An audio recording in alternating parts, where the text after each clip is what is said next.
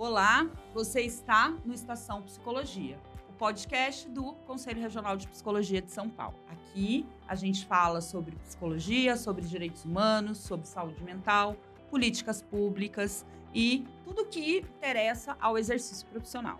Nessa temporada, a gente pretende abordar temas que são de interesse da nossa categoria e que está no nosso cotidiano. Por exemplo, adolescência e uso de telas, esporte e alto rendimento, violência nas escolas, o manejo do uso de álcool e outras drogas e outros temas muito importantes para o nosso dia a dia. A gente vai falar de regulamentação da psicoterapia, a gente vai falar do trauma psicossocial que acomete a população, a gente vai falar de inteligência artificial e a psicologia e essas máquinas que estão aí querendo ocupar nosso lugar, além das pseudociências que também ficam, sempre à margem da nossa profissão. Vamos falar de saúde mental no trabalho, vamos falar de altas habilidades, enfim, a gente vai aí abordar temas de interesse da categoria. Acompanhe a Estação Psicologia. Olá, você está no Estação Psicologia, o podcast oficial do Conselho Regional de Psicologia de São Paulo. No episódio de hoje, teremos o título Suicídio, quem cuida de quem cuida? Falaremos sobre os principais fatores ligados ao suicídio, os impactos psicológicos e o suporte para quem fica. O luto é mais complicado nesses casos? E as psicólogas, como devem lidar com os impactos disso na sua vida? Eu sou a Camila, estou aqui com a Thalita e para conversar sobre esse tema, recebemos hoje a Karina Okajima Fukumitsu. Ela é psicóloga, psicopedagoga e gestalt terapeuta, consultora em saúde existencial, pós-doutora em psicologia, coordenadora da pós-graduação em suicidologia da Faculdade Forte, presidente da associação Se Tem Vida, Tem Jeito. E estamos também com a Maria Júlia Kovacs, professora sênior do Instituto de Psicologia da USP, membro fundador do Laboratório de Estudos sobre a Morte. Sejam bem-vindas e muito obrigada pela presença. Então, gente, muito obrigada pela presença de vocês aqui. É uma honra tê-las, com esse currículo, com essa experiência, e para falar de um assunto que é sempre delicado para a sociedade, mas também para a psicologia, A gente também tem que entender e pensar como lidar com esse tipo de situação. E, para começar, então, pedir que, num aquecimento, aí vocês possam trazer um pouco desse conceito do que é suicídio, do que é a autolesão provocada, ou outros conceitos que vocês entenderem que são pertinentes a gente introduzir a nossa conversa. Passo a bola para você, Julia. Mames. Eu vou começar. A gente é um assunto, de fato, extremamente complexo, extremamente atual, E eu gosto sempre de começar dizendo que não existe o suicídio. Existem suicídios, porque cada um tem uma história que a gente precisa conhecer, um modo como ele acaba acontecendo, local e formas utilizadas. Então, acho que essa ideia de suicídios me parece mais honesta, mais atual. Mas, em princípio, uma questão, e acho que depois a gente pode falar mais sobre isso, é que é um ato que resulta em morte. Então, a pessoa que realiza o ato e a pessoa que morre é a mesma para ser notificado como suicídio. Esse é o único ponto comum, De resto, tem multifatorial e tal. Mas acho que, como início, eu diria isso. E isso que a Julia falou é muito importante. Primeiro porque a gente começa a ter essa perspectiva desta morte, que é uma morte violenta, uma morte, inclusive, que eu utilizei um termo que eu aprendi com a Júlia, que é uma morte escancarada. Então, todas as vezes que a gente fala desta morte, a gente está falando que aquilo que deveria, principalmente o processo de luto, ser vivido de uma forma privada, particular, ela é vista de uma forma pública. Então, por isso, a gente está falando de uma morte agressiva, agressiva, da qual a gente não tem muito a explicação. Então, uma das coisas que é importante a gente falar quando a gente fala de suicídio é que o suicídio é multifatorial, Não existe uma única causa. Para que a gente entenda que é causa e efeito. A pessoa se matou porque né? E esse porquê, então, inclusive trazendo esta fala da Júlia, que ela coloca no plural, e desde o doutorado e o pós-doutorado a gente conversou muito sobre esse assunto, né? Dessa pluralidade, porque são pessoas em sofrimento intenso, né? Que se matam. Né? Então, a gente também atrela a ideia do suicídio com uma perspectiva do Edwin Shneidman, que é o pai da suicidologia moderna, que traz que o suicídio é um resultado de um sofrimento existencial intenso. Né? Então, o sofrimento não necessariamente é um diagnóstico. Né? Sofrimento é sofrimento, então por isso que eu traduzo, né, a perspectiva do Shneidman como sofrimento existencial. E considerando o existencial, pelo menos a gente tem 3 dimensões: a dimensão física, a dimensão emocional e a dimensão espiritual. E é possível, hoje em dia, né, como vocês disseram, é um tema atual, né? É possível a gente conseguir conversar um pouco sobre quais são os principais fatores, né, dos suicídios, no plural, como vocês estão colocando? Eu acho que eu vejo por mim, né? Como na minha caminhada, já há alguns anos, né? Dentro desse assunto, tanta coisa foi pensada, tanta coisa foi modificada, e uma das coisas que me chama muito a atenção foi isso que a Karina falou, quer dizer, o mais importante de tudo é que a gente pode ter uma pessoa em grande sofrimento que não sabe muito bem o que fazer, né? E muitas vezes acaba, numa tentativa de suicídio, perdendo a sua vida, né? Morrendo. E aí a gente pergunta, mas será que ela queria morrer de fato? Ou seria que ela gostaria de eliminar um sofrimento que ela não está aguentando mais, ou buscar uma nova vida, né? Então, já dentro dessa definição inicial, que o suicídio sempre leva à morte, existe assim, mas será que a pessoa queria morrer mesmo? E é nesse momento e nessa questão que a gente pode tentar, junto com a pessoa, compreender quais são essas motivações dela, o que levam ela a ter esse sofrimento tão forte. E aí, citando justamente a Karina, é interessante porque aqui está uma mestra e uma discípula, mas agora já trocou aqui, tá? Tem uma mestra e uma discípula, isso é sempre a melhor coisa que tem, né? E quem sabe da história efetivamente é a pessoa. Então, o mais prudente que a gente pode fazer é escutá-la, né, Karina? E a gente começa, então, com essa ideia processual, né? Não é só o ato suicida. Então, exatamente por isso, a gente, conversando bastante, né, durante a minha época, e eu continuo entendendo você como a minha mestra, né, porque você foi a direção das reflexões, eu criei um termo que eu denomino como processo de morrência. Então, o processo de morrência é um definhar existencial, uma complexidade de processos autodestrutivos cujo ápice é o suicídio.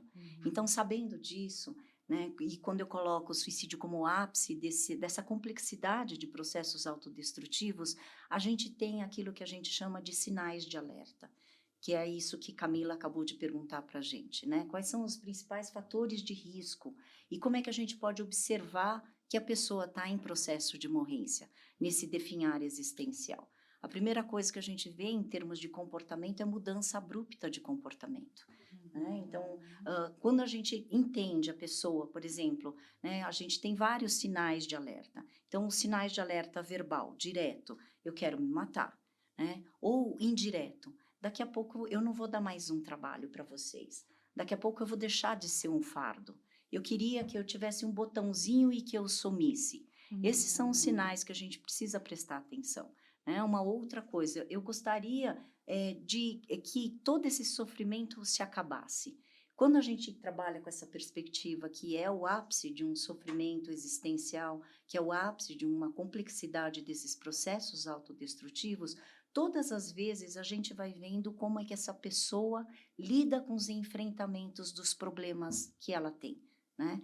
A gente também considera, né, a perspectiva do Shneidman que fala que suicide as a psychic, né? Então, resultado de um sofrimento existencial, e ele traz uma ideia de que o suicídio é um ato definitivo para um problema temporário.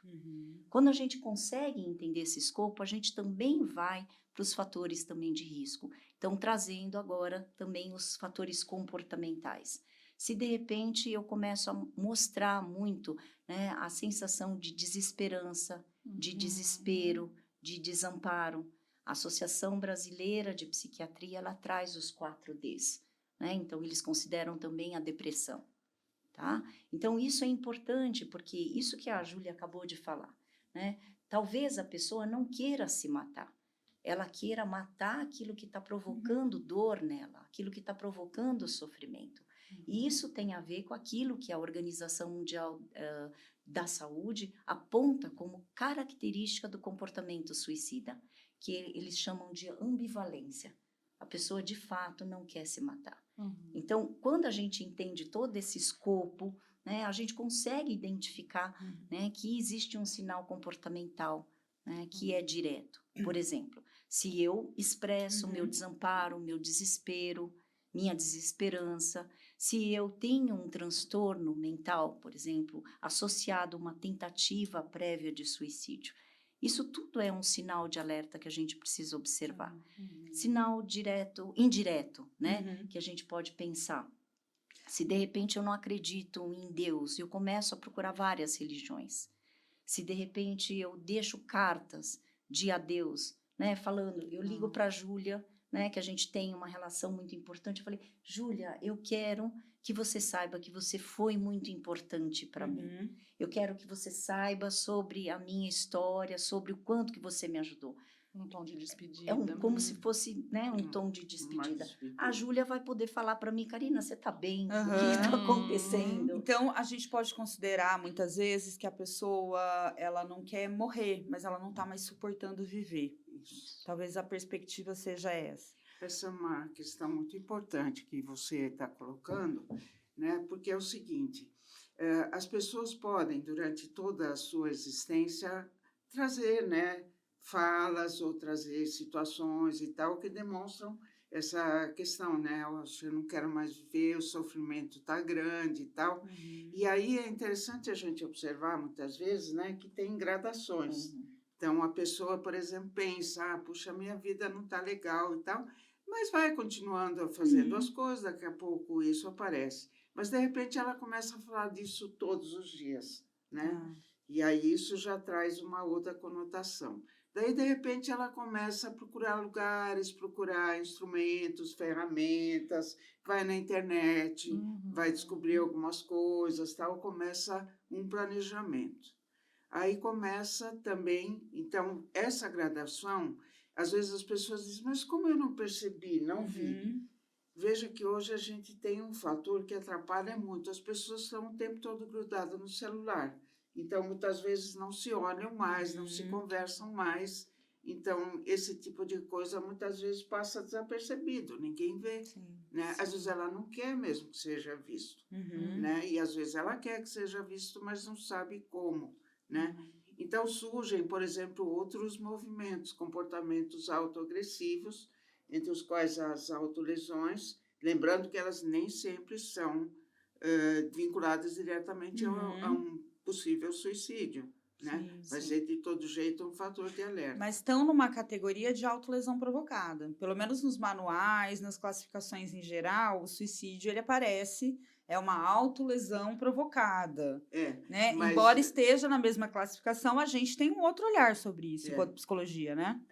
E tem uma questão que é muito importante. A autolesão, ela pode ser uma sinalização de que algo não vai bem, que tem um sofrimento que não consegue ser expresso em palavras. Pode ser também um ato imitativo, enfim, pode ter várias coisas. Ou pode ser um indicador de que a coisa não vai bem e que alguma coisa pode ser, então, mais forte, que é a tentativa de suicídio.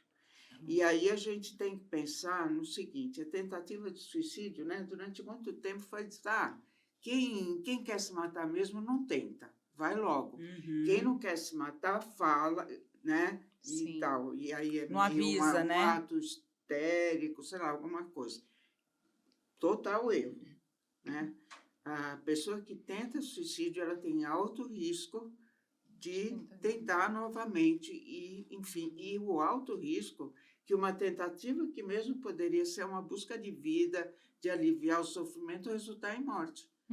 Porque o erro aponta, né? E Sim. vai para alguma coisa ou acontece Uma situação de risco, né? Então, a tentativa de suicídio hoje é vista como risco. Tentativa recorrente de suicídio, risco muito grande, né? Então, a gente tem todas essas questões para pensar. E aí, eu sei que a gente vai possivelmente falar sobre isso logo, que é a questão assim, mas como que eu não vi que o meu filho, que o meu marido, que a minha mulher, ou que o meu irmão, né, estava em sofrimento, como é que eu não percebi e tal? Porque às vezes não está tão claro assim, né? E aí isso vai resultar na culpa e tal, que é uma questão muito importante aí para os enlutados, né? Importante isso, porque a gente teve recentemente um caso dentro da psicologia de um psicólogo que tinha ali era um influenciador digital, né? Tinha ali seguidores não só da psicologia, mas de outras profissões e outros segmentos.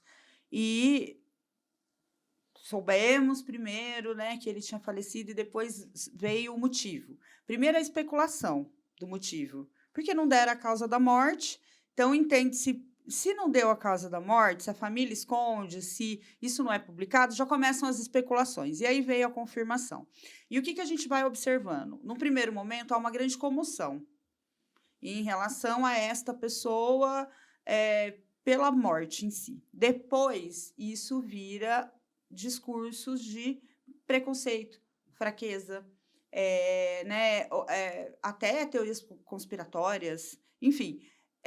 Por que isso acontece nesse imaginário social, né? Esse fenômeno, num primeiro momento, a gente tem a comoção de alguém que tira a própria vida, depois a gente fica com raiva, a gente culpa, a gente tem preconceito, esse fenômeno, né, que é tão comum na nossa sociedade. Porque provavelmente mexe com a nossa impotência, né? E aguça a nossa vulnerabilidade. Vulnerável é aquele que se sente ferido, atacado e desprotegido. Então, esse é o berço de todo o processo autodestrutivo. Quando a gente começa a olhar para esta ideia de que, lógico que vai impactar, porque o suicídio é uma morte deliberada da pessoa que se mata, óbvio, né? E isso afronta aquilo que a gente chama de instinto de sobrevivência. Né? Então, quando uma pessoa se mata, é óbvio que vai aguçar essa ideia, puxa vida, também pode acontecer comigo. Né? O suicídio também é uma morte de um ser humano, e todos nós, como seres humanos, a gente tem uma certa dificuldade de lidar com os aspectos da impotência. Né? E principalmente com a ideia de que a gente precisa viver, né, a qualquer custo.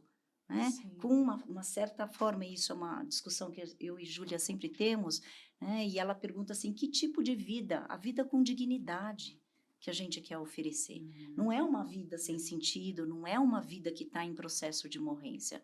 Então, isso começa a trazer, num primeiro momento, esse choque. Uma pessoa se matou, uma pessoa da minha classe, de profissão também, e aí a gente começa a trazer as nossas dores, e esse é o cuidado que a gente tem que tomar, né? Porque eu começo a falar em nome de um suicídio que aconteceu, sobre as minhas dores e sobre a minha vulnerabilidade. Então, esse é o fenômeno agressivo que acontece também no suicídio, porque é exatamente essa morte escancarada que começa a aparecer. As pessoas começam a se sentir à vontade de falarem sobre os próprios sofrimentos, mas em nome desse suicídio. Então, assim, é como se a gente agregasse as dores e os sofrimentos, né? Então, fica uma confusão, porque, de repente, a gente para e fala assim, de quem que essa pessoa está falando? Dessa pessoa que se matou ou dela? Né? Então, as pessoas começam a emendar, e eu acho que é remendo, né, que vai acontecendo, para que a gente possa ser ouvido nas nossas dores, né? Acho que aí tem, só pensando uma coisa, né? Se trata de um psicólogo, se trata de um influencer, e se trata do Instagram, acho que foi, né? E aí as pessoas vão sem filtro nenhum, né? E aí, assim, tem os bem-intencionados, tem os mal-intencionados, tem de tudo, mas a gente não pode esquecer que suicídios são suicídios, né? Então, nós não sabemos qual foi a real motivação de quem se matou, né? Sim. Mas sendo psicólogo e aparecendo essa questão tão fortemente, né, surgem todos os sentimentos que nós temos em geral em relação ao fato de que uma pessoa tira sua própria vida, que faz com que o suicídio seja tão estigmatizado, né? Quer dizer, que não tem essa possibilidade. Eu tenho uma visão, acho que isso que a Karina falou, né, sobre a questão da morte digna e também sobre a questão assim, a vida é minha e a morte é minha ou não é minha? É uma questão médica ou uma questão existencial, né? Então, nós não sabemos o que aconteceu, Sim. né? Mas aí, então, as pessoas vêm e trazem sem filtro, sem cuidados, às vezes, coisas muito difíceis. E lembrar que é um ser humano, Com um ser humano certeza. que morreu, que merece todo o respeito, né? E que E era o aí as amor de pessoas alguém. arvoram a falar, né? Porque o suicídio nos agride, né, Karina? É uma coisa que mexe muito profundamente. Será que é meu? Mas como que a pessoa faz uma coisa dessas? E olha, nós temos um estigma na nossa profissão, que é o seguinte: psicólogos resolvem todo tipo de problema e são Exatamente. pessoas maravilhosas que nunca vão ter nenhum problema, nenhum complexo, nenhum nada. Eu acho que essa situação trouxe um pouco dessa reflexão do que eu fui acompanhando até nas redes sociais de ver, né?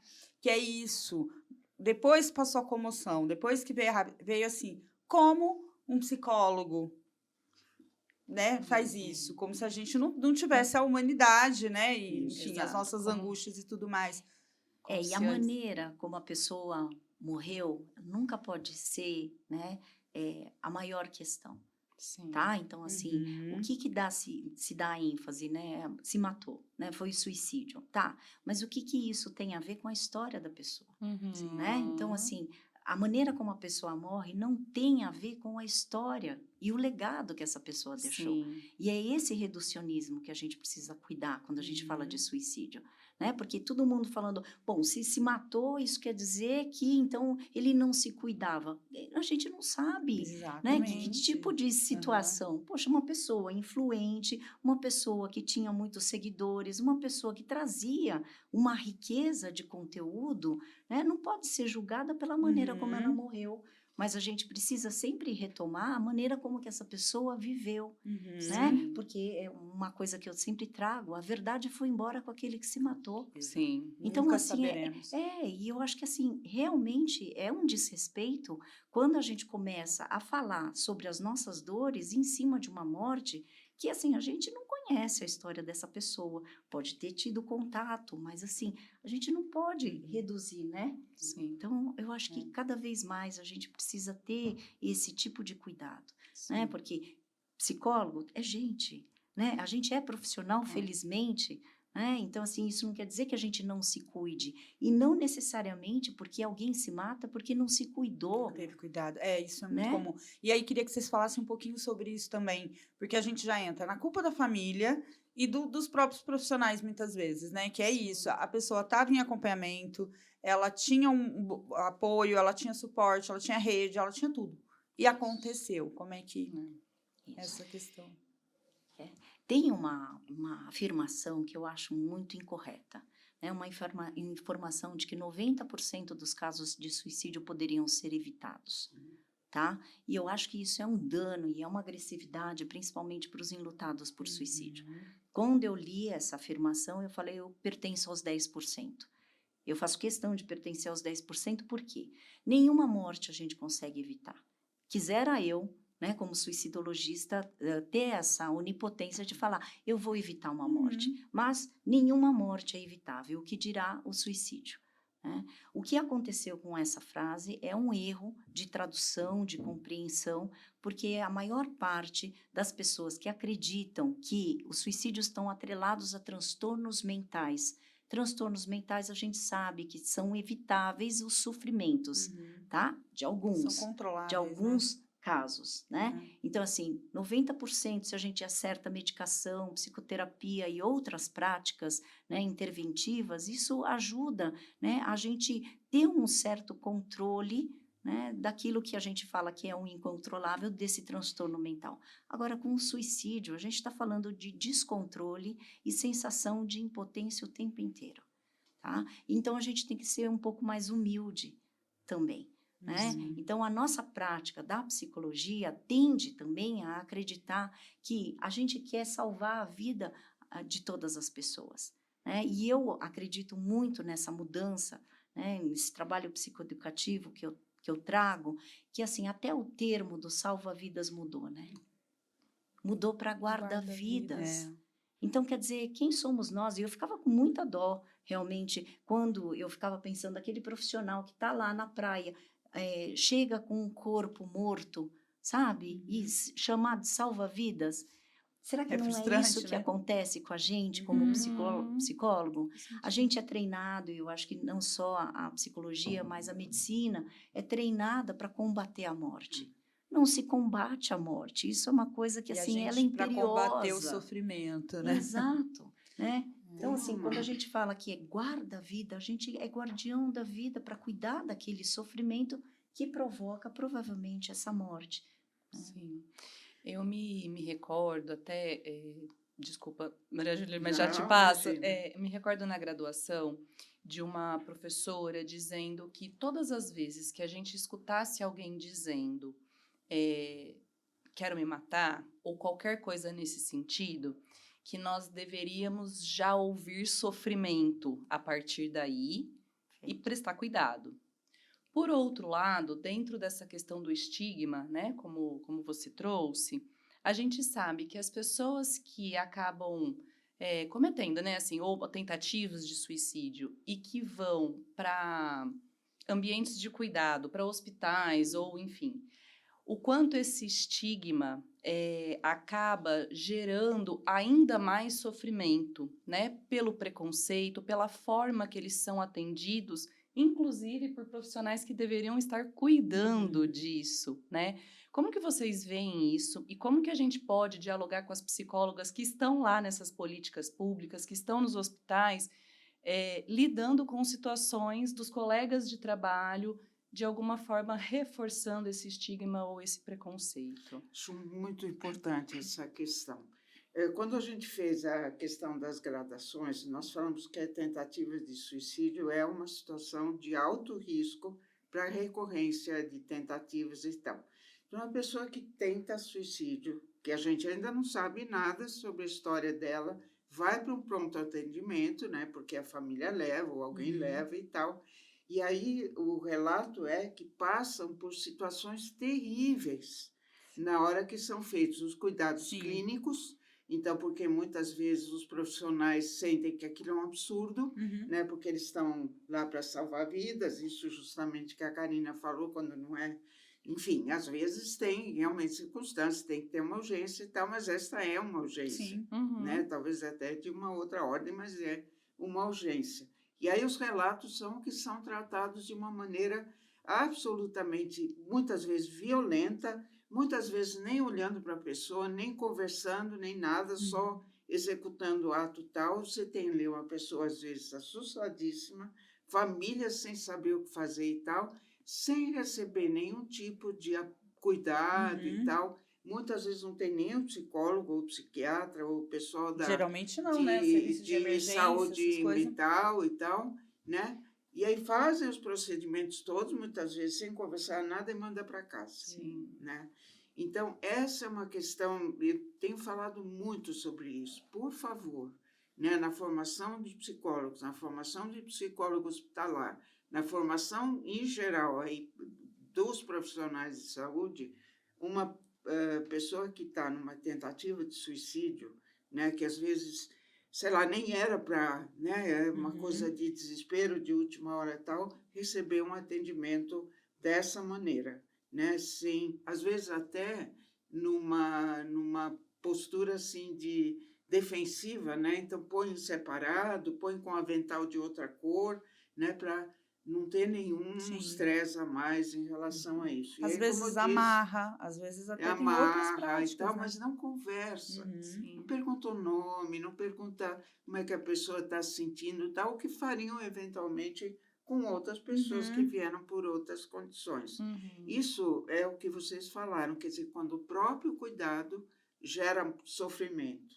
Isso se chama iatrogenia e isso é um problema muito sério, Uhum. né? Eu tenho visto que a questão do suicídio dentro da nossa graduação de psicologia é quase zero, né? Ainda tem alguns lugares que tem curso sobre morte e tal, Uhum. mas sobre suicídio, nada, nem na medicina, nem na enfermagem, nem na psicologia e tal. Então, o assunto é ainda muito complexo, é muito difícil e ele gera uma coisa que se chama medo, né? E quando você tem medo, você não consegue ouvir, não consegue acompanhar, porque o medo é, qual que é o medo de verdade? Que a pessoa morra, né? Que a pessoa Uhum. se mate na Uhum. sua frente. Sim. É isso que é muito difícil.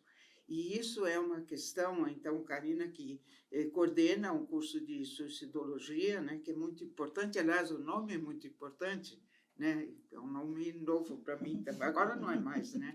Até porque eu faço parte do curso também. Então, é uma das corajosas, tem outras, né? E tal, cada um com a sua modalidade e tal, mas eles são cursos de pós-especialização, de pós-graduação e tal, né? E a gente tem uma torcida muito grande, e eu posso falar, porque eu ministro uma disciplina que chama Psicologia da Morte há quase 40 anos. Eu brinco com os alunos que muito antes deles terem nascido, mas eu não tenho coragem de dar um curso inteiro sobre suicídio. Ela até poderia, Uhum. e acho que com toda, né? Mas eu vejo que o número de aulas aumenta porque os alunos querem falar sobre isso. E aí tem uma outra questão que é muito complicada, que é assim, não vamos falar de suicídio porque vai gerar novos suicídios. Não é verdade. Os Não é mitos, né? falar, né? É como a gente fala, coisas sensacionalistas e tal. Uhum. Mas se você abre uma conversa como essa que a gente está tendo aqui, os alunos querem muito, eles pedem. Sim. E alguns vêm no curso porque já têm ideação suicida. Diz, ai meu Deus, você vai dar um curso e de repente a pessoa... Eu vou confessar que às vezes eu tenho medo lá no fundo da alma, mas a minha experiência mostra que não, que os Sim. alunos querem Pelo falar, contrário, né? De né? repente falar E sobre se isso é o eles... melhor caminho. E pode até ser que aconteça uma vez, não é porque, Uhum. né, porque foi do curso, foi Uhum. porque a pessoa, de alguma maneira, entendeu que esse era o seu caminho. Sim. E aí entra nessa questão que a Karina trouxe. Nós não somos salvacionistas, nós somos cuidadores. Sim. Isso. E Cor- traz uma questão sobre isso, que é a questão do próprio conteúdo. A gente deve ou não deve falar de suicídio? Sim. Depende da maneira como você fala. Se Mas for a gente uma tem que maneira, falar. claro, claro, né? O problema não é falar sobre suicídio, porque a gente está falando de suicídio, mas a gente está falando de problemas, a gente está falando de sofrimento, a gente está falando de vulnerabilidade. Atire a primeira pedra quem nunca sofreu. Todos nós sofremos, né? Inclusive, eu costumo falar, todo mundo que nasceu gente vai sofrer. Sim. Né? Não é uma praga, não é uma coisa que a gente consegue se isentar. Então, como é que a gente lida com o sofrimento? Como é que a gente aprende, né, com modalidades de enfrentamento, a ampliar os nossos fatores de proteção? Como é que a gente aprende a se cuidar? Né? Hoje a pauta tem esse título, quem cuida do cuidador? Como é que a gente estabelece congruência com os nossos sentidos de vida?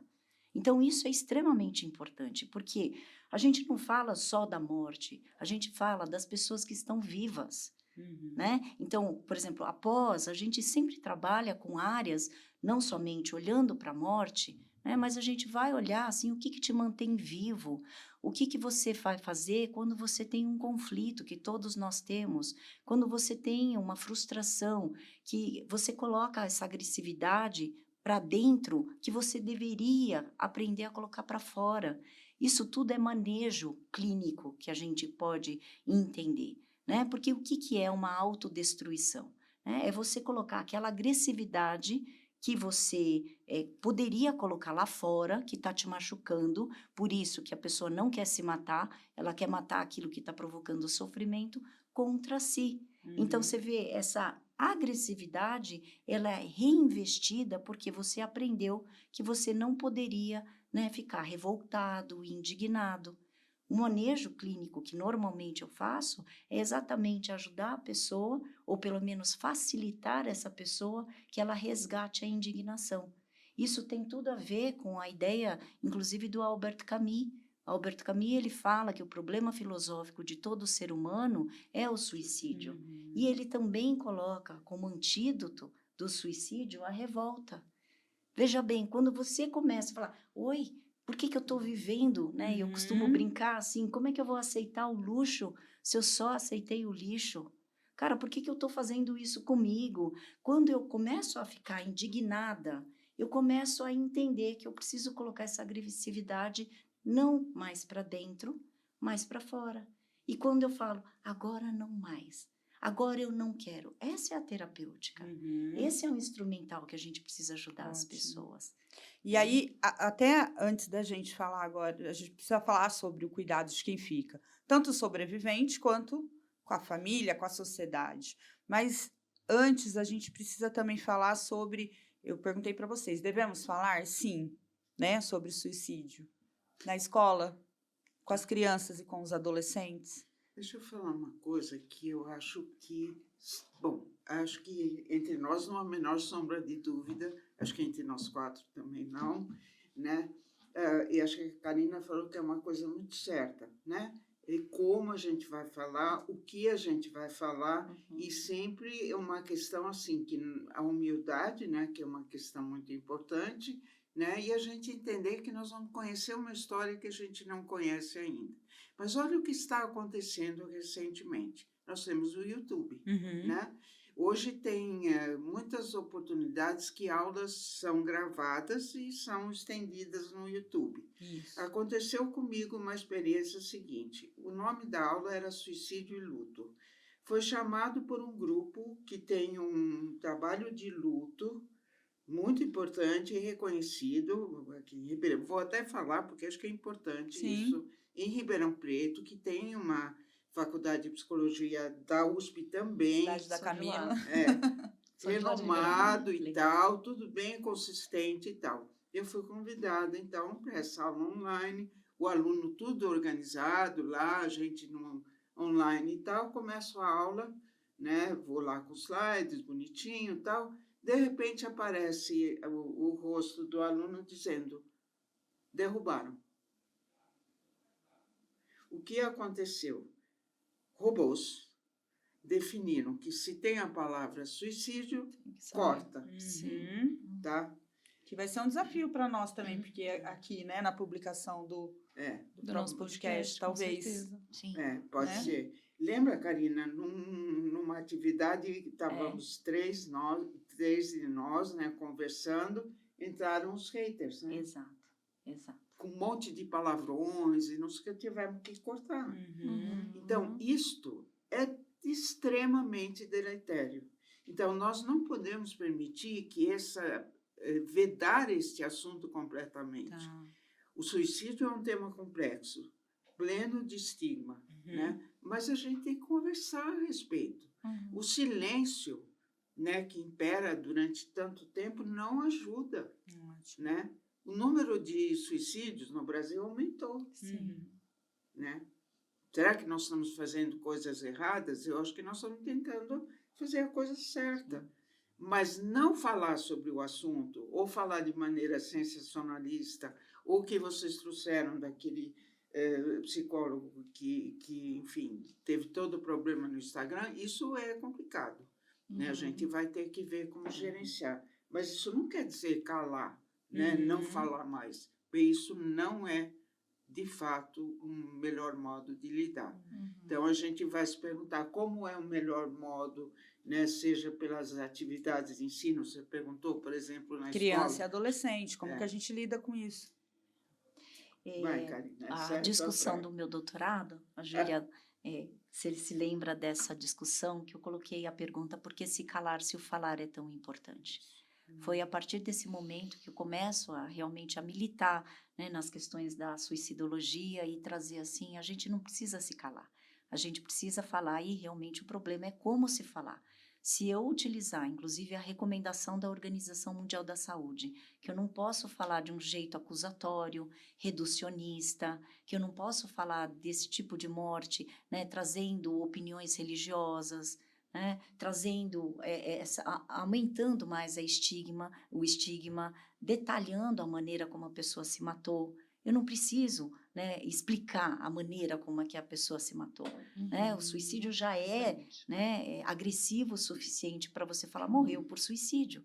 Tá? E aí, assim, você não precisa dar os detalhes da maneira como ela se matou. Mas é só tem uma curiosidade fantasia, né? e especulação. Tem uma especulação, uma Exato. fantasia. Mas muito isso que a gente tem grande. que tomar cuidado, porque as pessoas curiosas começam assim, mas como que se matou? Né? E assim, o que te interessa saber como é que a pessoa se matou? Né? O mais difícil é entender, ela partiu por suicídio. Né? E assim, você não precisa colocar detalhes, mas, por exemplo, eu, né, trabalho com gerenciamento de crises e pós-venção em escolas. Né? Eu fui responsável pelo primeiro programa de pós-venção em escola. Né? Então, aqui na capital, a gente teve uma escola que teve 2 suicídios em menos de 10 dias. Né? Então, a partir daí, quando eu tinha conseguido terminar o pós-doutorado, né? Então, o programa do pós-doutorado era um projeto de gerenciamento de crises em relação à pós-venção, né? A gente começa a fazer esse trabalho. E como é que é o trabalho? Primeiro, né, eu coloco ache. Ache é uma palavra que se chama, né, traduz como dor. Né? Então, eu abri 4 ações da pós-venção. E como é que a gente tem que fazer esse trabalho? Acolher, que é um acrônimo, tá? Acolher, cuidar, habilitar para equilibrar. Né? Então, como é que a gente trabalha? Acolhendo, cuidando, porque quando eu falo de cuidados, isso faz parte da nossa psicologia, que a gente pode endereçar os encaminhamentos para a gente que saiba atender alguém que está com uma tentativa de suicídio ou alguém que, né, é especializado ou pelo menos acolhe um luto por suicídio, porque tem as suas especificidades, tá?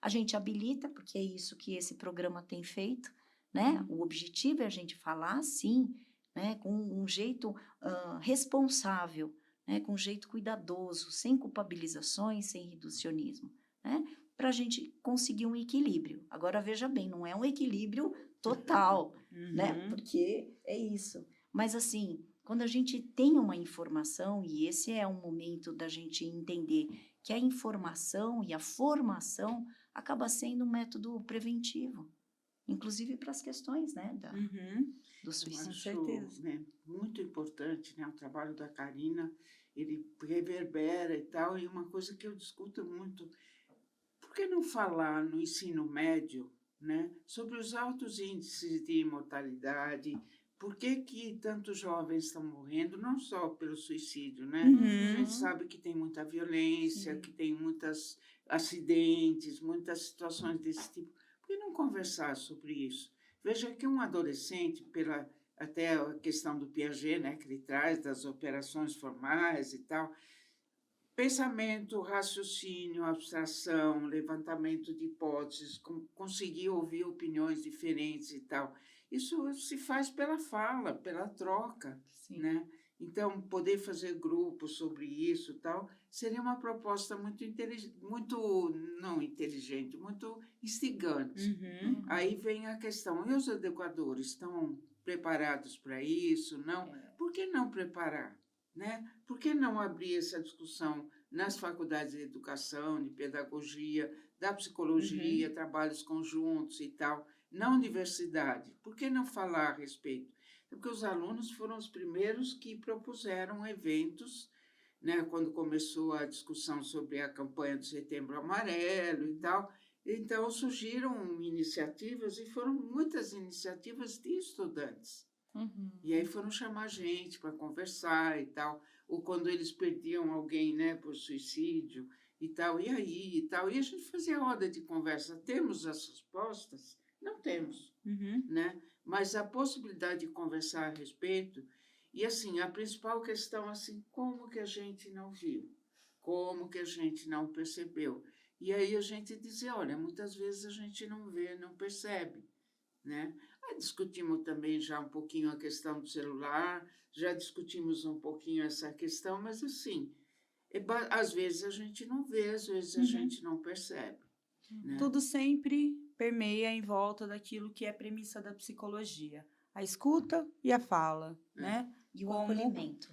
Então, mas como o nosso instrumento mesmo, né? E muitas vezes a gente fica procurando a fórmula, e a fórmula está no básico, É. né? E como a gente vai tratar isso. Thalita, falou- você falou, só queria dar uma pontuada Por aí, que favor. foi bem legal. Ela falou assim, a gente escuta, a gente fala. É essa a ordem. Isso mesmo, escuta e fala. Importante. Ainda na questão da escola, né? A gente teve recentemente casos de tentativas de suicídio e ligadas muito a bullying, cyberbullying. A gente fez um podcast só sobre isso, né? Para falar disso, mas também o recorte racial, né? Alunos que estavam sofrendo racismo. A gente tem o recorte de gênero, a gente tem os atravessadores aí da própria sociedade, da desigualdade do país que a gente vive. Como que a gente também pode contribuir enquanto profissionais, não só aquele que está na clínica, aquele que está na escola, aquele que está na política pública de assistência social, que está na saúde, né? A psicologia contribuindo e fazendo ali um enfrentamento desse tipo de situação. Acessando os conteúdos que fazem com que a pessoa se sinta não pertencente, com trabalhos de inclusão, com trabalhos de espaços dialógicos, para que a gente possa conversar como é que é para você estar neste grupo, né, que você não se sente pertencente. Eu acho que tem uma falha na nossa educação, né? Quando eu falo uma falha, assim, né, não quero ser pretensiosa de mudar todo o cenário, mas assim, a gente tem poucos espaços para falar sobre as vulnerabilidades. Tanto é que a gente fala de grupos de vulnerabilidade. Então, todos esses temas que são grupos de vulnerabilidades, né, eles precisam ter espaço, inclusive na nossa forma de lidar, porque eu acho que a gente é despreparado para lidar com as nossas emoções. E isso é do escopo da psicologia. Né? Eu sempre sonhei em juntar educação com clínica, né, com a ideia da psicologia. E, assim, um dos trabalhos que eu faço é sobre saúde existencial, que é o fator de proteção, que é a maneira como eu vou tentar acompanhar as pessoas que estão em vulnerabilidade para que elas falem, bom, eu não preciso talvez pertencer a esse grupo que eu gostaria de pertencer, mas eu posso pertencer ao meu próprio grupo que eu me sinto, né, dentro com os meus pares, né, eu me sinto agregado, pelo menos dentro de mim. Né? E eu acho que hoje em dia isso falta muito. Né? Em escolas a gente tem que fazer esse trabalho. E esses temas que são sensíveis e tal, eles não podem, a gente não pode pensar que eles são fatores causadores do suicídio. Isso é muito importante. O que eles são? Fatores predisponentes, né? Eles são fatores de risco. Então, o racismo em si não é causa de suicídio. O LGBTQIA+, as questões de gênero, né, e várias outras, né, hoje tem a questão dos imigrantes também, enfim, mas isso não quer dizer que a gente não deva discutir dentro disso que a Karina falou, a questão da inclusão, a questão da compreensão e tal, mas a gente precisa desfazer essa ideia de que isto é que levou ao suicídio, porque a resposta simplista ela simplifica alguma coisa que é muito complexa, porque os suicídios, por isso no plural, né, é multidimensional, quer dizer, tem toda uma carga, né, envolvida nisso, porque senão todos os negros se matariam, bullying é uma coisa que hoje adquiriu uma conotação muito forte, o cyberbullying mais ainda, tá, né, mas as pessoas têm modos diferentes de enfrentamento. Karina falou do Camus, ele diz, é a revolução, vamos gritar contra isso, vamos criar espaços mais inclusivos e tal, né? Então, eu acho que essa é uma discussão importante, aí eu vou colocar uma coisa que eu aprendi com a Karina, né, do Schneidman, quando ele fala dessa visão que muitas vezes a pessoa, no risco num sofrimento muito grande e tal, ela vê como uma única saída o suicídio. Quando existem inúmeras, né? Então, acho que a gente precisa, por isso é tão importante conversar. Então, gente, vamos organizar aqui um grupo para discutir, vamos lá na diretoria, vamos criar uma pró-reitoria, como foi criado na USP, que chama de pertencimento e inclusão. Não foi uma coisa muito recente, porque se começou a perceber que muitos alunos vinham de outros lugares, vinham de escolas públicas, às vezes, vinham de outros segmentos e tal, não estavam conseguindo seguir um lugar de elite. Né? As Então, próprias você políticas tem que, afirmativas, né, você que foram tem que implantadas. abrir essas situações, conversar sobre isso, é muito importante. Isso veio a partir da percepção de, primeiro, de que o sofrimento pode existir onde a gente não imagina que existe, né? E, segundo lugar, que as pessoas podem se sentir não pertencendo àquele lugar. E aí tem muito sofrimento. Quer dizer que todos vão se matar? Não. Mas muitos vão sofrer e precisam ter o seu cuidado, o seu sofrimento cuidado, porque senão vão sofrer mais, talvez não vão se matar. Então, o problema não é só o suicídio, né? O problema é a questão do sofrimento e dizer quais são os recursos que a gente tem para enfrentar situações difíceis, né? No espaço pedagógico, no espaço terapêutico, né? Isso é muito importante. E eu costumo chamar de teragógico. Bom, boa expressão. Boa expressão. Vou fazer uma pergunta direta e simplista. Criança se suicida? Pela estatística, não, né? Existem estudos que falam que não tem números de suicídios de infantis, né? Então, assim, de crianças. Então, assim, a gente não tem os números para te falar, olha, se mata, entendeu? Mas a gente sabe que acontece, tá? Então, eu acho que, assim, pelos números, a gente não tem uma quantidade para falar, se mata. Tá. Mas existem suicídios de crianças.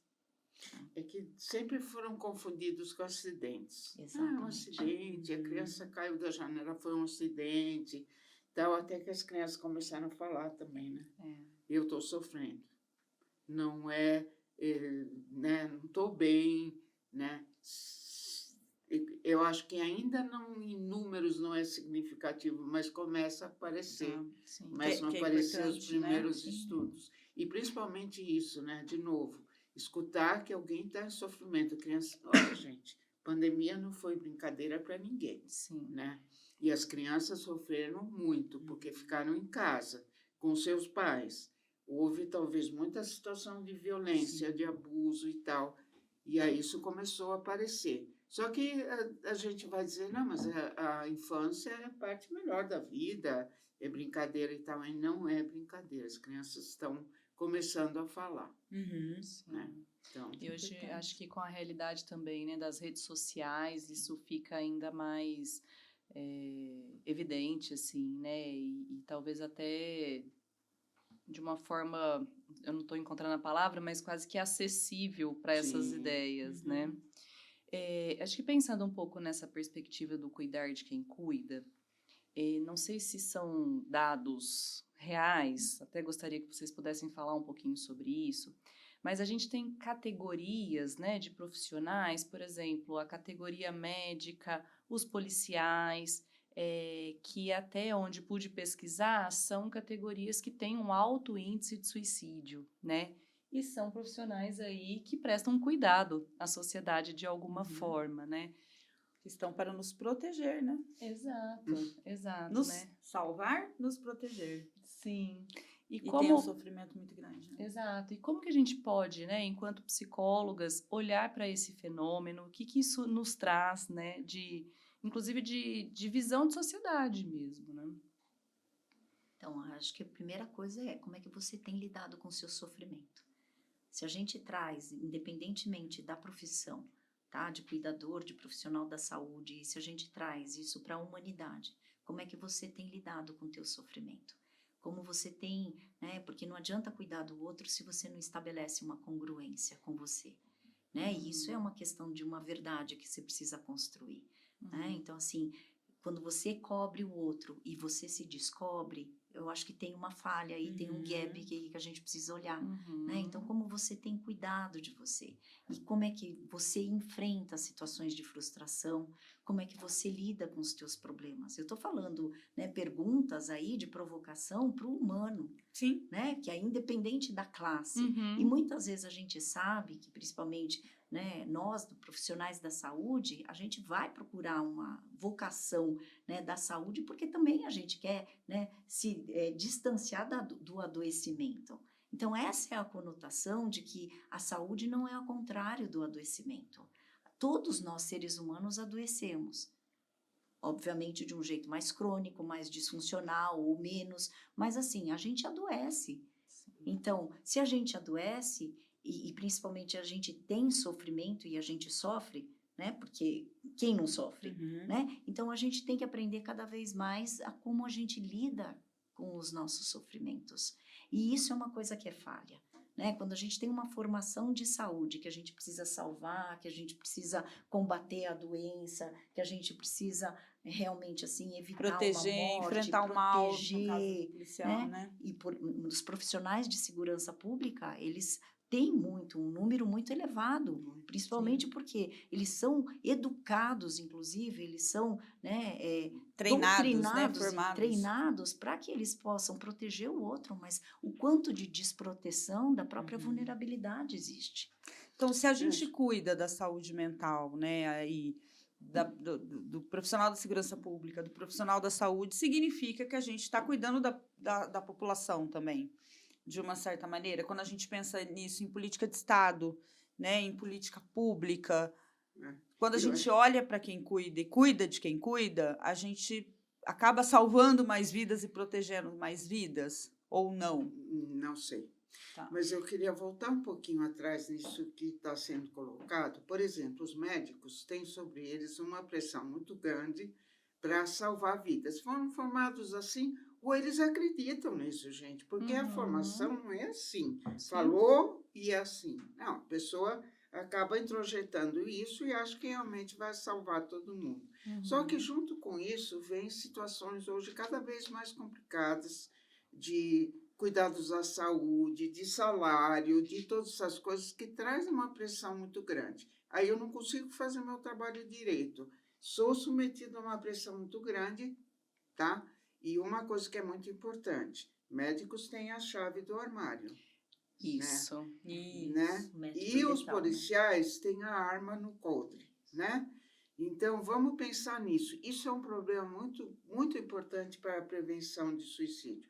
Veja a composição do trabalho de um policial de nível médio, não das grandes chefias. Sim. Ele tem O que que sair está na rua, rua, o ostensivo isso, ali, né? diante de situações de violência, com bandidos cada vez mais armados e tal, não consegue fazer o seu trabalho, tem um salário, muitas vezes, miserável, tem que fazer vários turnos e não sei o que, pronto. Entendeu? Você tem ali um caldeirão. Todos vão se matar? Não. Lembrar que o suicídio é um ato individual. Mas são populações de risco. Qual é a próxima população de risco? Professor. Principalmente professor do ensino público, né, e das idades mais baixas, mas também dos adolescentes, tá? Ensino médio. Né, que entra muitas vezes jovens com traços de violência, uma série de questões e tal, e o professor não consegue mais exercer aquilo que é o principal para ele, que é o ensino e a disciplina. O que acontece? Burnout, sensação de fracasso, é um caminho que está começando a se configurar. E o psicólogo, hein, gente? E o psicólogo? Então, acho que essa é uma discussão importante para a nossa categoria, porque a gente tem algumas semelhanças com o médico, com o policial acho que menos, mas enfim, com os educadores e com nós mesmos, né? Porque eu diria que no caso, por exemplo, dos psicólogos, existe uma onipotência interna em relação ao suicídio, não existe? Com certeza. Que nós vamos dar um jeito. Sim. A gente consegue dar um jeito em tudo, né? Então, eu acho que a gente está caminhando para ter problemas, porque cada vez mais os nossos jovens psicólogos e os mais antigos também vão sendo chamados para atender pessoas com ideação Uhum. tentativa. E qual é a possibilidade de acontecer um suicídio na sua história? Muito grande. Muito grande. E aí, como é que exato. nós vamos lidar com isso? Uhum. Então, eu adoro jogar perguntas e a Karina responde. Nem sempre, Ótimo. né? Mas eu acho que a resposta, talvez, ou pelo menos a discussão, seja o quanto nós, psicólogos, toleramos a falta de sentido. Isso. Né? O quanto a gente tolera também a impotência, o não saber, né? O quanto que a gente se abre para a gente se trabalhar enquanto nosso sofrimento, para que a gente dê espaço para o outro também, né? Então, assim, é a ideia sempre do curador ferido, né? Eu gosto muito dessa ideia, né? Não é se isentar de ter sofrimento, mas eu acho que a psicologia é muito generosa. Eu amo ser psicóloga, né? Porque eu acho que a nossa área é uma área muito bonita, porque a gente às vezes empresta, né, um pouco do nosso tempo, um pouco da nossa, né, disponibilidade afetiva, principalmente, para estar com o outro.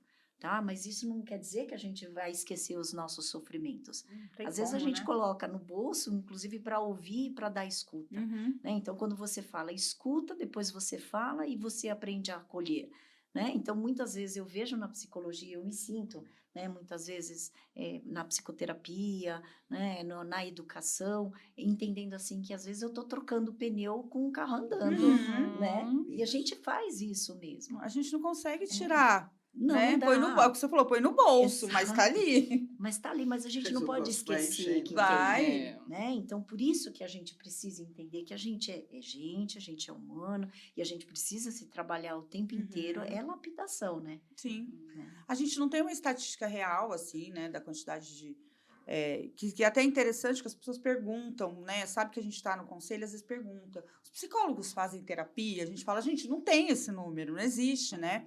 Porque o censo não vai olhar para isso, né? Enfim, é livre também, responde, né? Que responde quem quer as questões. Mas a gente vai vendo também dentro da própria formação, dentro da própria categoria, nos grupos que a gente vai convivendo, uma resistência da gente, muitas vezes, com nós mesmos, né? Uhum. De eu vou me cuidar onde? Às vezes a gente está bebendo das fontes de outras profissões para se cuidar, só. Né? Então, como que eu me cuido? Eu me cuido fazendo atividade física, eu como bem, eu tomo medicação, aí você fala, mas e aí? Você está conversando sobre, não, isso ainda não. Você escuta isso muitas vezes, até um mito que a sociedade tem, né? Que todo psicólogo faz terapia, ou que a psicologia resolve tudo. E aí, como é que fica esse lugar também, né? Desse mito que se tem sobre nós, pela sociedade e por nós mesmos. Você acha? Isso. Na verdade, volta à questão da humildade, né? Eu costumo brincar com o meu terapeuta que eu nunca vou dar alta para ele, tá? Porque eu acho que assim, a gente tem que sempre se trabalhar, né? Eu tenho uma frase que eu falo que a vida é a arte que leva tempo. Então a gente nunca está pronto, né? E a gente sempre é impactado por situações que a gente nunca imagina que a gente vai viver. Então, se sofrimento já faz parte do kit existencial, é meu dever ético me cuidar. Uhum. Né? Eu acho que assim, eu posso dar um tempo na psicoterapia, mas assim, eu sempre tenho que saber que eu preciso beber da fonte, que eu sobrevivo e vivo, né? O meu ganha-pão. Quer dizer, que incongruência é essa? Né? Quando eu tenho, por exemplo, algum aluno de psicologia que fala assim, eu não acredito em psicologia. Eu falo, mas você está fazendo psicologia? Uhum. Não é louco isso? Uhum. Porque aí você Sim. para e fala assim, como é que você, né, não vai usufruir daquilo que tem de melhor na nossa profissão? Uhum. Que é esse É. autocuidado. Isso. É uma coisa muito interessante. Estava dando aula ontem, né? E é muito interessante os alunos começando a atender, né? E assim o desespero, né? De ai meu Deus, será que eu fiz certo? Será que a pessoa saiu chorando e como é que foi isso e tal, né? Quanto que você demora um tempo, né, para sentar isso, para entender que você fez, né, a sua parte. Agora, claro, tem a supervisão, vamos conversar sobre Uhum. isso e tal, mas quando que tem um certo amadurecimento que você diz, calma, né, a pessoa tem que digerir isso tudo que aconteceu e tal. Agora, tem um mito que é o seguinte, e acho que talvez nessa pergunta, quando os psicólogos fazem psicoterapia, acho que tem um pouco essa descrença que a Karina está falando, por vezes, de achar, não, eu já fiz bastante, eu não preciso de cuidados e tal. Uhum. E não é verdade, Sim. né? Tem horas que pega ali na tua raiz, né? E aí você tem uma série de ações e tal que podem ser extremamente deletérias. Então, entender que psicólogos não terão burnout, não terão dificuldades e tal, não é verdade, mesmo com os cabelos brancos, entendeu? Uhum. Que tem horas que é muito difícil. E o suicídio mexe na raiz. Eu digo sempre, a gente critica os médicos porque eles não toleram a morte, eles querem salvar seus pacientes a todo Isso. custo, e o suicídio é a nossa história, É. é o nosso calcanhar de Aquiles. Uhum. E a gente precisa pensar no cuidado do cuidador, profissional, psicólogo, que atende pessoas com depressão, com sofrimento, com ideação suicida e que se mataram também. Porque mexe na raiz, não é que vai acontecer, vai, né? Mas na hora que acontece, dói muito, né? Então, você tem com quem conversar, você tem quem te acolha e não é vergonha nenhuma, Uhum. né? Então, acho que essa é uma questão muito importante. A gente não está isento. E temos que trabalhar com o estigma social de que o psicólogo resolve tudo. É. Que os filhos dos psicólogos são São maravilhosos, são perfeitos, Aham. né? Você não dá E peti, Que o né? Que você não fica... o relacionamento Você não do dá psicólogo é apetite, não faz perfeito, isso, não tem você pede problema. uma pessoa, mas você não é especialista no tema. E aí Gente, falando nisso, o luto numa situação de suicídio, ele é um luto? opa, Ele é um luto, né? E tem as suas especificidades, né? E hoje eu tenho mais clareza, né? Eu entrei no doutorado exatamente para poder ter um pouco mais dessa profundidade nessa ideia das especificidades do luto por suicídio, né? A gente tem as especificidades, primeiro porque a gente a gente mexe com estigma, né? A gente mexe com vergonha, com uma culpabilização mais aguçada, não que as outras mortes não causem culpa, mas com o suicídio isso é fato, né? Ou eu culpo o outro ou eu me culpo, né? Então, assim, sempre tem essa direção, né? Tem a raiva de ser abandonado, de não ter sido avisado, né? Porque a pessoa não te contou que ela ia se matar, então você é pego desprevenido. Tem a questão da impotência e tem uma das especificidades que eu trago, né, que é o estranho alívio, né? O estranho alívio, ele é uma das especificidades do luto por suicídio, porque muitas vezes eu ouvi pessoas, né, que foram impactadas pelo suicídio de alguém que eles amavam, e eles falavam até baixinho, Karina, eu estou aliviada. E isso me fazia, né, me chamava muita atenção, porque eu falava assim, por isso que eu nomeei como estranho, não como uma coisa, né, que eu estou trazendo um preconceito, mas assim, estranho porque socialmente você falar que uma pessoa logo depois que testemunhou uma morte por suicídio se sente aliviada, né? Então eu criei a ideia de que a pessoa não está aliviada por causa da morte, está aliviada por causa do estresse que acabou. Isso é muito comum, né? Pessoas que acompanharam, né? Várias pessoas que acompanharam pessoas com tentativas de suicídio, o estresse acabou. Então é até estranho, você fala assim, nossa, agora eu não vou precisar ficar com aquele efeito sentinela. Direito de falar né? sobre isso, Exato. né? É direito falar. Exato. Só que as pessoas falam ainda baixinho, né? Então, quando eu falo, olha, uma das especificidades do luto por suicídio é o estranho alívio, então o enlutado fala assim, existe isso? Eu falo, olha, não existia, mas assim, pode existir, porque te faz bem? Aí a pessoa fala, me faz bem saber, né, que eu posso ficar aliviada. E não foi pela morte. Foi porque, assim, agora eu tenho condições de viver uma vida diferente daquela que eu estava vivendo, né? eu acho que é muito interessante esses vários níveis que você levantou. E assim, como o número de suicídios está aumentando, que a gente espera que vá diminuir, mas o sofrimento eventualmente vai continuar. Mas, enfim, pensando ainda no suicídio que resulta em morte, né? Para cada suicídio são um número de enlutados grande, a depender de onde vai ser, como vai ser, das suas características e tal, né? E eu concordo com a Karina, é um luto que muitas vezes precisa de muito cuidado, de muito trabalho, de muita psicoterapia, enfim. Só que tem um detalhe, né? Quem vai desejar isto sim ou não é o enlutado, né? Então, realmente, quando a gente vai cuidar de enlutado, seja pelas variadas razões, às vezes não só de morte, né? Porque às vezes é separação, às vezes é imigração ou refugiado, às vezes é adoecimento, todos são situações de luto. Mas o enlutado precisa querer, né? E muitas vezes ele não quer, né? Então, a gente tem que respeitar também o momento das pessoas, mesmo no luto por suicídio, né? Eu digo no luto em geral, luto por adoecimento, perda por adoecimento, eu digo, bom, se a pessoa não quer fazer, é um direito dela. Claro que a gente vai dizer que é bom, que pode ser interessante, mas você pode procurar outros cuidados. Mas no luto por suicídio, eu diria quase, eu costumo recomendar, né? Porque como a Karina falou, um luto extremamente complexo, com muita ambivalência, com muitos problemas e tal, com dedo acusatório da sociedade, com estigma, com tudo mais. E o Setembro Amarelo está chegando, que é uma data muito pesada para os enlutados por suicídio. Sim. O mês inteiro falando de prevenção e o seu caso não foi esse, né? Mas a gente está tendo agora várias iniciativas, vários grupos, e às vezes um enlutado traz o outro e tal, e as pessoas, talvez, eu não sei, Karina, como é a tua experiência, mas eu tenho visto que muitos têm procurado os grupos. Sim, isso né? é bárbaro. Que o grupo, de alguma forma, protege, né? São grupos de enlutados por suicídio.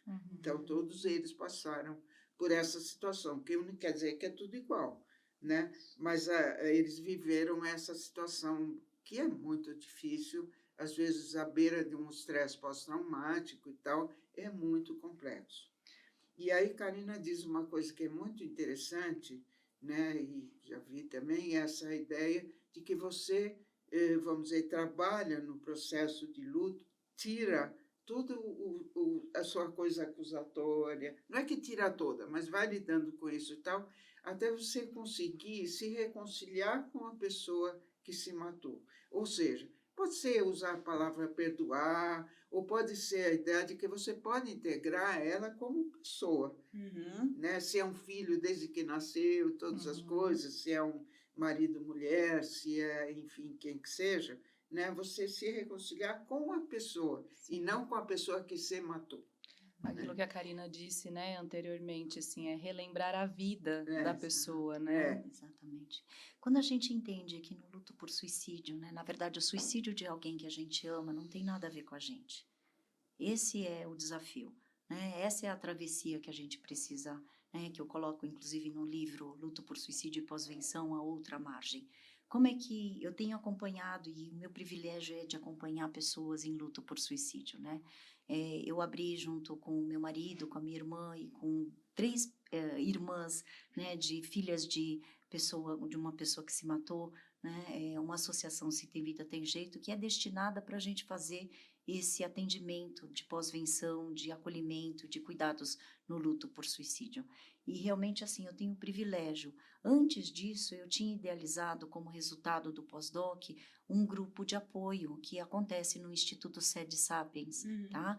É um grupo online, né? Se tornou online exatamente por causa da pandemia, né? Mas a gente acolhe pessoas enlutadas por suicídio. E cada vez mais tem acontecido a procura desses grupos, desses encontros, né? Lá no SEDES, no NAS, né? Que é o Núcleo de Assistência Social, e que, assim, antigamente as pessoas não sabiam para onde, né, ir.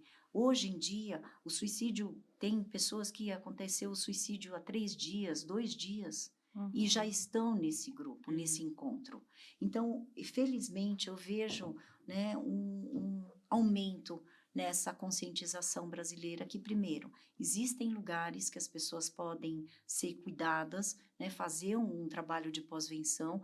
Na associação, e felizmente também, eu imaginava que a gente ia começar os nossos trabalhos de atendimento de luto por suicídio no 2º semestre, mas a gente começou no 1º semestre desse ano.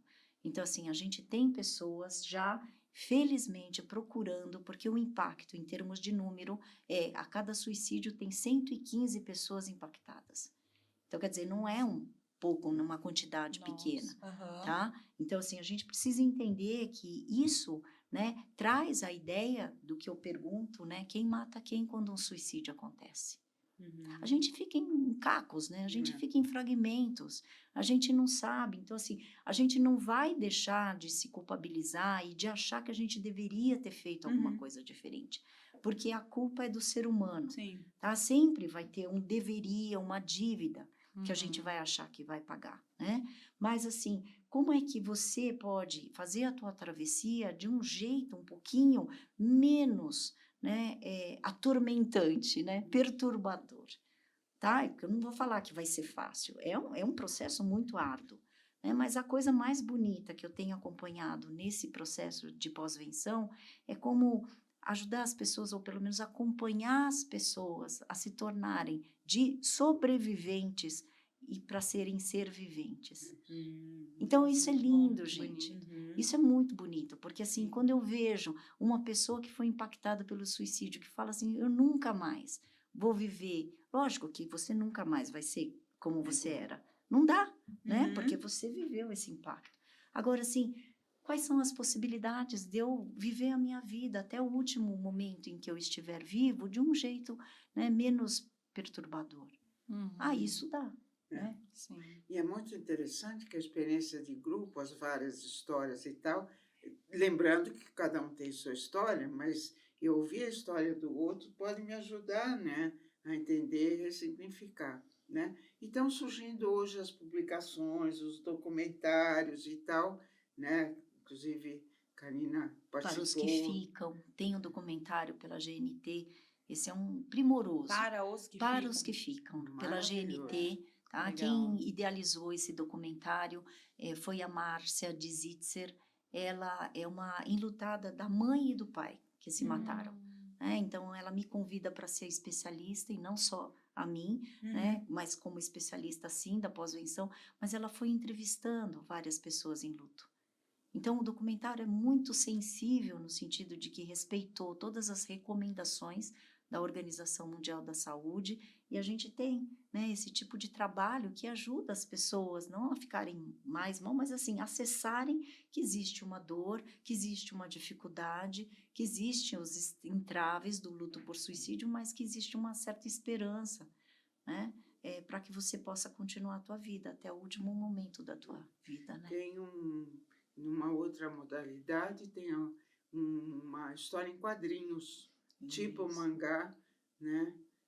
Da Nana de Castro, que é uma comunicadora e tal, que perdeu a filha por suicídio. Ela disse, como é que eu vou lidar com isso? Eu não sou psicóloga nem nada, eu sou comunicadora, sou escritora e tal, e fez Genial, né? muito legal. Foi Ela lançado fez um agora, HQ. Uma forma de Isso. elaboração. chama É. Céu de Celina.